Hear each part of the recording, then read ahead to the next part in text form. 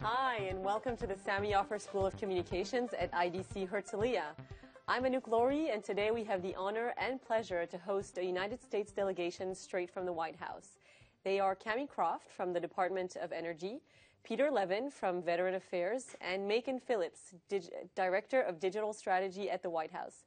This delegation has been brought to Israel by the Department of Digital Diplomacy at the Israeli Ministry of Foreign Affairs. Also with us are journalists from various media in Israel. Welcome all. Macon, welcome. Thank you. It's wonderful to be here. I'll start by asking you a few questions, and then we'll take questions from the journalists. Sounds great. So I'd like to start by asking you what your role at the White House really entails on a day-to-day basis. I mean, you get up in the morning. What do you do? What does a typical workday look like? So there's no typical workday at the White House, and I don't think that's something specific to my job. Over the last 3 years, we've had just an incredible range of experiences. When the president came into office in 2009, we faced an incredible set of challenges. And from the economy to healthcare to foreign policy, there's always something new, always a new challenge to take on. And that's been incredibly tiring, but also thrilling.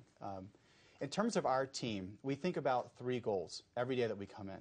The first is how we amplify the president's message as technology changes how and where people get information. So we're in 2012. People still get their information from newspapers and television, but increasingly they're getting their information from social networks, from websites, from email, from all sorts of things, and we want to make sure that we have a voice there. We're thinking about how we can make the White House more open, and that isn't just about living up to the president's commitment to an open and accountable government. It's about making our content more accessible, because increasingly the people coming to our website aren't policy experts or journalists. They're regular Americans who are looking us up in the search engine, landing on our site and wanting to know what we're doing about certain issues. And we want to make sure we're putting that information forward in a way they can understand. And finally, the most exciting area that we're working on is creating meaningful opportunities for citizens to be able to participate in their government, whether that's just asking questions and getting answers, whether it's helping raise awareness, or whether that's actually participating and driving policy making. That's the area that certainly is the biggest challenge, but has been the thing that we feel like we've made a lot of progress on. So when you post a tweet or a Facebook post, I mean, I don't know if you actually do it yourself or any kind of posting online, how many people have to look at it? And does the president ever look at it before you send it? So the vast majority of our tweets and Facebook posts are not from the president's hand himself, and we're fairly clear about that. Our process actually pushes a lot of responsibility on the content out to the edge. So we have there's a woman on my team who's the point person for the posting on Twitter and Facebook. She works with other people on her team. She'd be the first to tell you that it's a team effort, a lot of coverage that goes into that. But she's responsible for those messages. And the model is that if she's uncomfortable about something or she wants to say something but isn't quite sure, we have an expression in the United States, we raise it up the flagpole. So she flags it to me. A lot of those times, it's actually things I want to raise up the flagpole too. So we try to keep the majority of our content quickly approved and sort of something that she can do herself so that we can be more conversational and quick rather than more formal and overthought. And we think that's been pretty successful. All right, thanks. We'll take some questions. Please raise your hand if you have any. Sir, yes, please introduce yourself. IDC Radio. I wanted to ask, what do you think? How do you think it's the best to deal with the negative campaigns on social networks and the boundaries of speech on the candidates' wall? So that's a great question, and I should point out at the outset that I work on the official side of the president's sort of online presence. The whitehouse.gov website, the White House Facebook page and Twitter account, the BarackObama.com website, the @BarackObama Twitter handle, those are controlled by his election campaign, and that's not something that I work on. So I can speak generally about the issue, but not in sort of the context of the 2012 campaign. What I can say about negative comments is that is 2 things. The first is we really believe in keeping an open online program that reflects the values of our country in terms of free speech. So we don't moderate comments on our social media presences. It's a vibrant discussion, certainly not always positive, not always negative, but open, and that's important to us. What happens in political debate sometimes is that people base their opinions on the wrong information. And they have a thing, confirmation bias, where they look for information they agree with to sort of further support their opinions, which is why we view it as imperative that we're able to get our information out.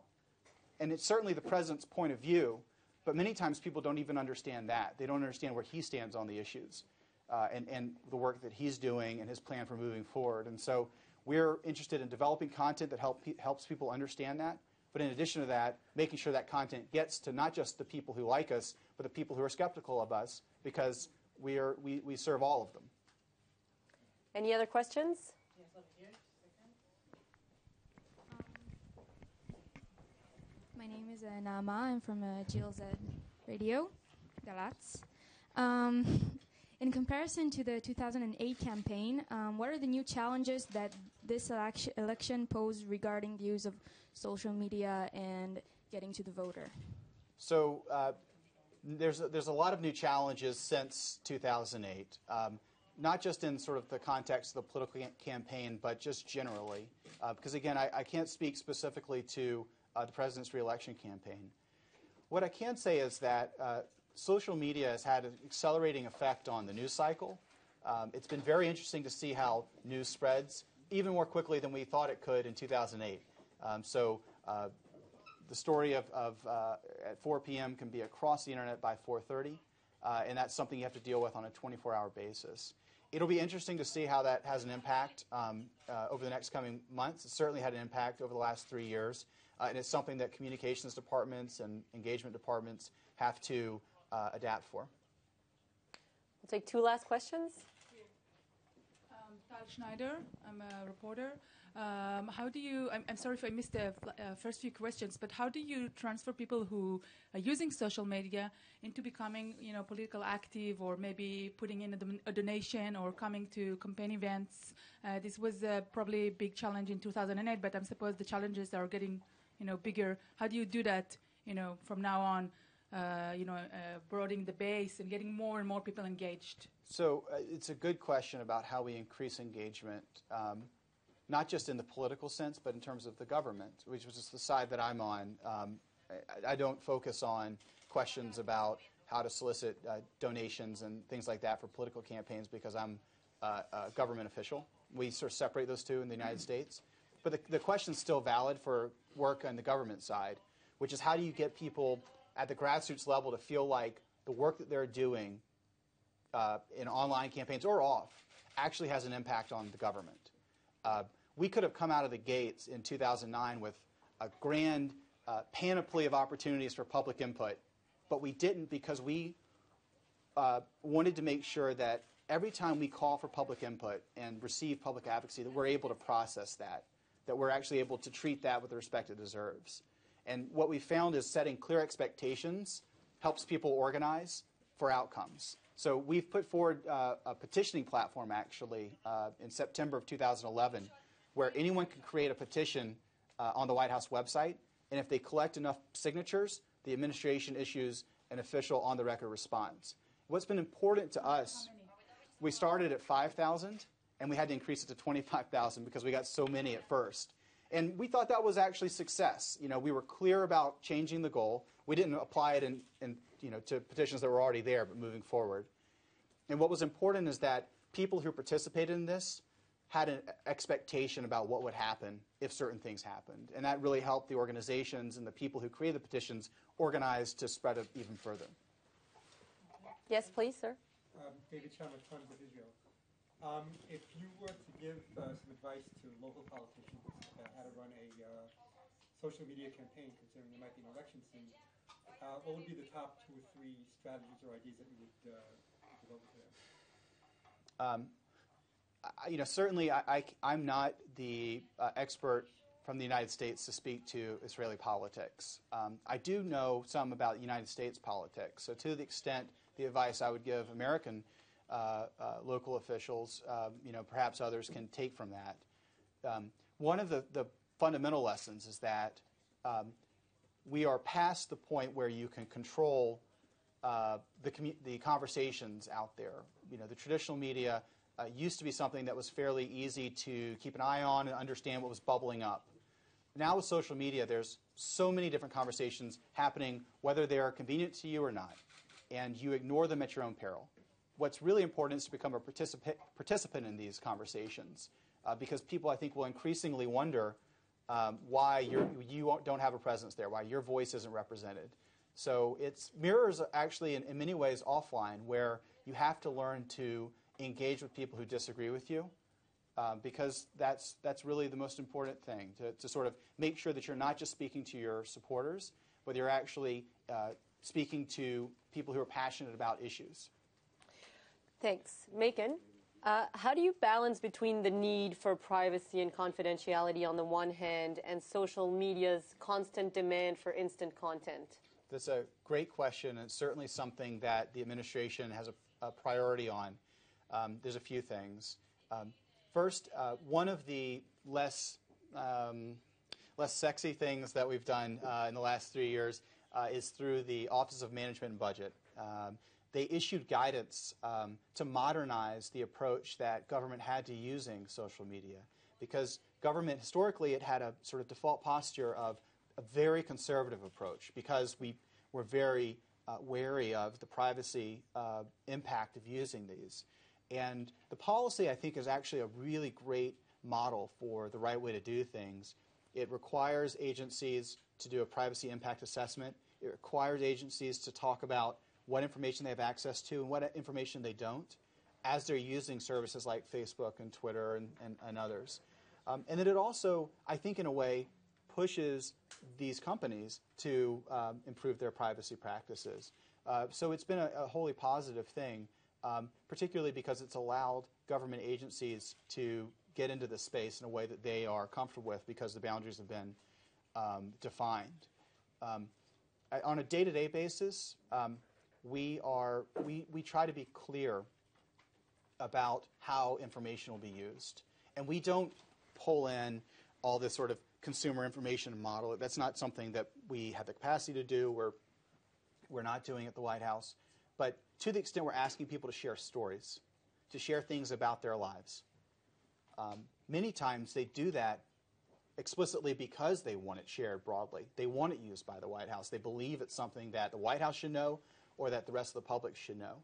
And so when we're pulling in that information, asking them through email, asking them through social media, we're crystal clear that it's going to be used in a larger conversation. We have a question over there. Omer from Kalkalist.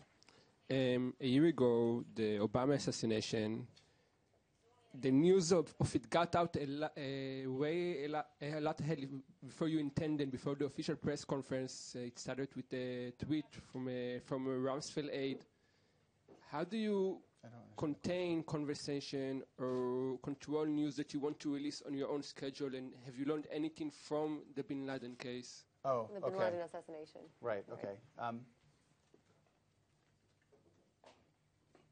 I mean, as I said earlier, I think increasingly it's hard to control stories.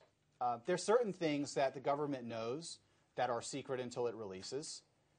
There are certain news that the government knows that sort of is within the government until it's public. So in some ways we have an advantage, because many of the things we do drive news. And so we'll know about an event the president's going to have in a certain area before everyone else does. And that's sort of how you plan these events. And so in some ways we're able to prepare content, we're able to prepare engagement around that, so that when the public finds out about it, there's already resources for them to learn more about it and so forth. But once a story has sort of gotten traction in social media, whether it's something that we agree with or it's favorable to us or it's something that's part of our larger communication strategy, we still have to pay attention to it and oftentimes engage with it because it's something that's important to Americans. And that's, I think, a flattening of the communications landscape that we're seeing. And I think that's probably a good thing, because people should be able to talk about the things that they care about, and their government, being representative, should be able to provide a point of view in terms of what the administration's policy is on that. That's why we've created the We the People platform. That's why we have a multi-channel White House that's speaking not just through press conferences, but through the website, through social media. And it's why we're addressing a number of topics every day, because I would imagine Israel has the same challenges, where we have many different issues that we talk about, many different things people are passionate about, and we can no longer be a one topic at a time institution. We have to be able to speak to many different audiences about the things that they care about. Is there any specific lesson? just Is there any specific lesson you've learned from the Bin Laden case? just I think that the one of the interesting things that we found from about a year ago, I guess on May 1st, a year ago tomorrow, when the president addressed the nation and talked about the news with bin Laden, we put out portions of what his statement was on Twitter, just as he was saying it. And the most popular tweet, the most popular excerpt of what he said, at least on Twitter, was that America is not at war with the Muslim world. That was something that resonated incredibly broadly, that there's a difference between violent extremism and religion and Islam. And that was something that I think at that night people had such a reaction to this individual person that to see a larger message be the most resonant portion of his speech, at least in terms of what people are sharing on Twitter, was, I think, a good example of where America puts its priorities. You know, that there's a larger message to that action a year ago and our ongoing efforts there. Just quickly, the role of social media in politics going forward, will it replace traditional media or will it overtake traditional media in importance? I think that looking at traditional media and new media as separate things is a false choice. That if you look at any traditional media institution, they're embracing new media. The New York Times has a very vibrant set of blogs, a very vibrant presence on Twitter. But what I think the bigger question is the separation and the relationship between journalism and publishing. There's a great thinker in the United States named Clay Shirky, who's done a lot of work in terms of media theory. And he recently got onto a point that I thought was really interesting about the fact that publishing used to be a big job.